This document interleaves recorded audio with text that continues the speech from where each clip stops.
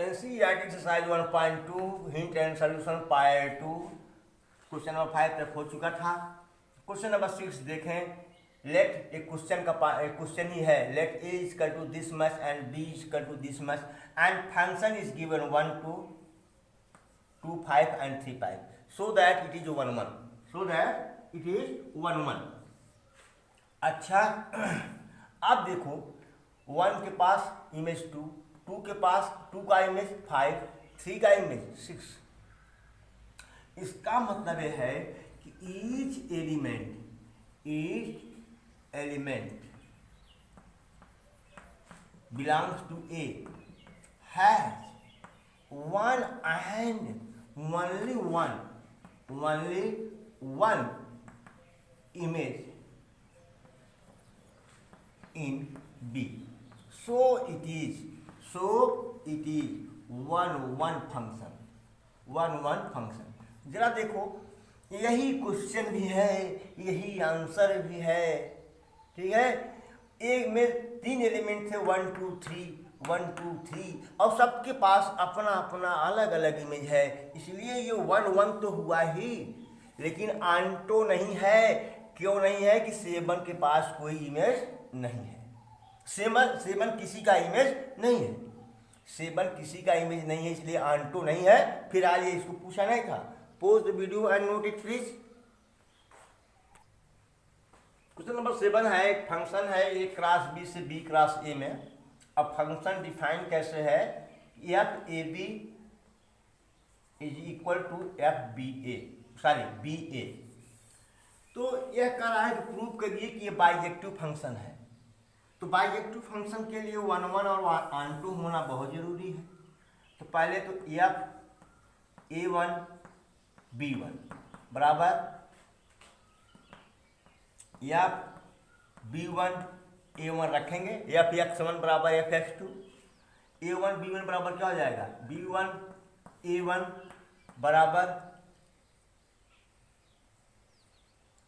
ये बी ए हो जाएगा ना।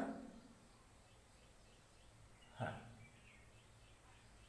सॉरी, एफ A2 B2 तो बराबर क्या हो जाएगा?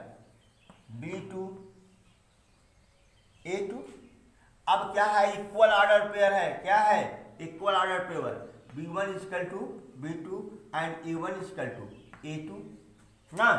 Hence function is 1 1, function is 1 1। अब यहीं पर ध्यान दीजिएगा, इसको आप नोट करेंगे। मैं क्या रहा हूं कि ले रहा हूं, इसको ले लिया हमने ए क्रॉस बी। ये डोमेन है और को डोमेन क्या है? B cross A. अगर बेटा अगर इसमें ए बी है तो इसमें बी ए तो है। बोलो इसका इमेज हुआ कि नहीं? अगर इसमें हम के पी कह दें तो इसमें क्या मिलेगा? पी के मिलेगा कि नहीं मिलेगा? ये मूवी वाला पी के नहीं भैया, इमेज मिल रहा है कि नहीं मिल रहा है? तो इसका मतलब क्या है ये कि ये जो को डोमेन के जितने भी एलिमेंट्स हैं सब के सब इमेज हैं किसके? डोमेन के किसी न किसी एलिमेंट के, डोमेन के किसी न किसी एलिमेंट के। फॉर ई मतलब अब यह ऑर्डर पेयर को हम ले रहे हैं क्या? Element. Each element belongs to B cross A. B cross A are image of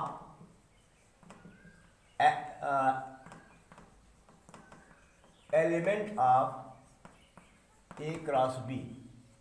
So it is onto function. So it is onto function. तो since आप लिखेंगे since function is 1 1 and onto, so it is what? Bijective function। क्या है ये? Bijective function है। Pause the video and note it।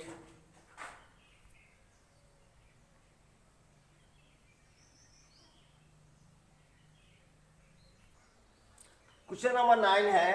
एक function है n से n में अब फंक्शन को डिफाइन किया गया है कि एफ एन बराबर n plus 1/2 if n is odd and f n is equal to n/2 if n is even. क्या ये बाइजेक्टिव है? पहले तो हम 1 चेक कर लेता हूं। इफ देखिए साहब, बहुत सारी चीजें वेरीफाई हो रही हूं फंक्शन के लिए, बहुत सारी चीज़ें फंक्शन के लिए क्वालिफाई कर रही हूँ, लेकिन अगर कोई एक चीज़ फंक्शन के लिए क्वालिफाई नहीं कर रही है तो वह फंक्शन नहीं है, वह फंक्शन नहीं है। यहाँ देखता हूँ, लेता हूँ इफ n1 एंड n2, केवल चेक करो क्योंकि गलती हो सकती है। If n1 and n2 are तो क्या करेंगे, या फिर n1 बराबर या फिर n2 रखो तो n2 रखो तो क्या हो जाएगा, n1 plus 1/2 equal to n2 plus 1/2। तो क्या आ गया, n1 बराबर n2। आप कह देंगे कि फंक्शन 1 हुआ, फंक्शन क्या हुआ, 1 हुआ। अगर इसी चीज को अगर मैं कह दूं अगर दोनों इवन है, दोनों क्या है, n1 और n2 क्या है, आर इवन, दोनों को इवन कर दो तब एफ n1 बराबर F n2, n1/2 equal to n2/2, n1 बराबर n2। फिर आप कह देंगे फंक्शन क्या है, फंक्शन क्या है, 1 है, फंक्शन क्या है, 1। चलो भाई, अब भी आप कंफर्म हो गए फंक्शन 1 है, ठीक है। जब 1 आप प्रूव कर लेंगे तो कहेंगे अब चले आंटो चेक करें, आंटो हो गया तो कहेंगे बाइजेक्टिव है। लेकिन नहीं, अगर हम यह कह दें कि if n1 is odd and n2 is even, तब एफ n1 बराबर एफ n2 रखो तो क्या होगा, n1 plus 1/2 equal to n2/2, 2 cut गया तो n1 इज इक्वल टू मतलब n1 plus 1 equal to n2, मतलब n1 is not equal to क्या, n2। हो गया कि नहीं? एक तो वेरीफाई कर रहा है कि n1 n2 बराबर नहीं है ना, तो इसका मतलब यह है कि function is not 1, function is not 1। अब बताओ, जब ये 1 ही नहीं है तो बाइजेक्टिव कहाँ से होगा भाई? बाइजेक्टिव के लिए तो 1 और आंटो दोनों होना चाहिए था। लिखेंगे function is not bijective, not bijective. Okay, pause the video and note it please.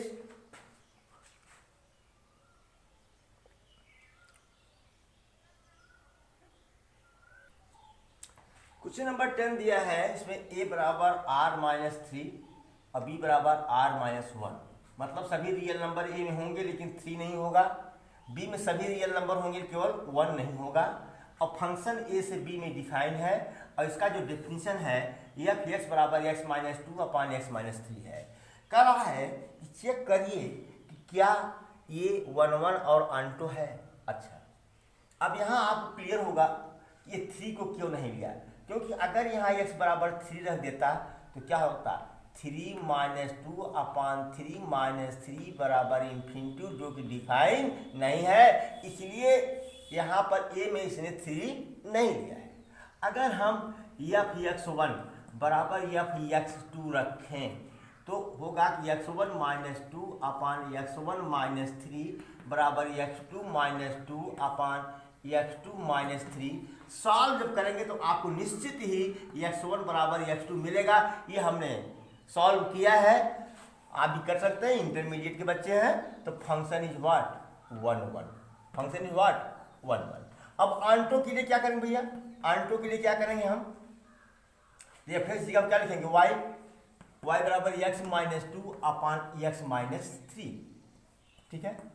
तो अब हम x का मान y के पदों में लिखेंगे, x का मान किस में लिखेंगे, y के पदों में लिखेंगे। अगर हम इसको सॉल्व करें तो x बराबर आ जाएगा 3y - 2/y - 1। आप कहेंगे साहब रट के आया है क्या? नहीं, रट के नहीं आया हूँ, लगा के आया हूँ। रट के नहीं आया हूँ, सवाल को लगा के आया हूँ, मेहनत करके आया हूँ। बहुत मेहनत नहीं किया हूँ, लेकिन ठीक है, थोड़ा जल्दी तो हो जा रहा है ना। तो जानते हो यहाँ पर देखो, अगर y 1 हो जाता तो फंक्शन ये डिफाइन नहीं होता, इनफाइनाइट हो जाता। तो आपको पता है कि अगर 1 को छोड़ दीजिए, क्या 1 को छोड़ दीजिए, तो हर y के हर मान के लिए एक x है।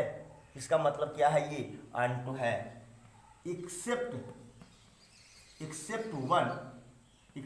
one for each value of x, each, यहाँ दिख रहा है नहीं, थोड़ा सा देख लूं, कम दिख रहा है, यहाँ से मिटा दूं क्या, जरूरत है क्या है।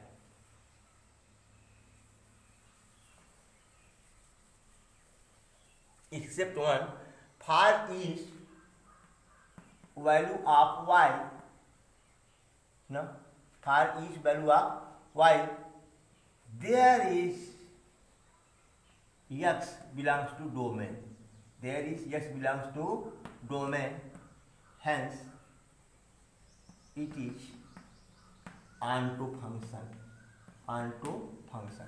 क्लियर, देख लो, 1 के अलावा y का चाहे जो भी मान ले लो, x का एक मान आएगा। इसका मतलब डोमेन का हर y, कोडोमेन का हर y, डोमेन के किसी न किसी एलिमेंट का क्या है, इमेज है। इसलिए फंक्शन क्या है, ऑन्टो। यह फंक्शन क्या है, ऑन्टो। 11th जो है एक फंक्शन है, वो r से r में, रियल नंबर से रियल नंबर में डिफाइन है, और दिया है कि f(x) बराबर x power 4। Choose the correct answer. चलिए भाई, आंसर आप चूज करिएगा। f-1 कर दो तो 1 आएगा, f+1 कर दो तो तब भी 1 आएगा, पावर 4 है। इसका मतलब क्या है कि -1 और 1 के पास एक इमेज है, तो नॉट 1 1 हुआ, नॉट 1 1 हुआ। क्लियर। अच्छा,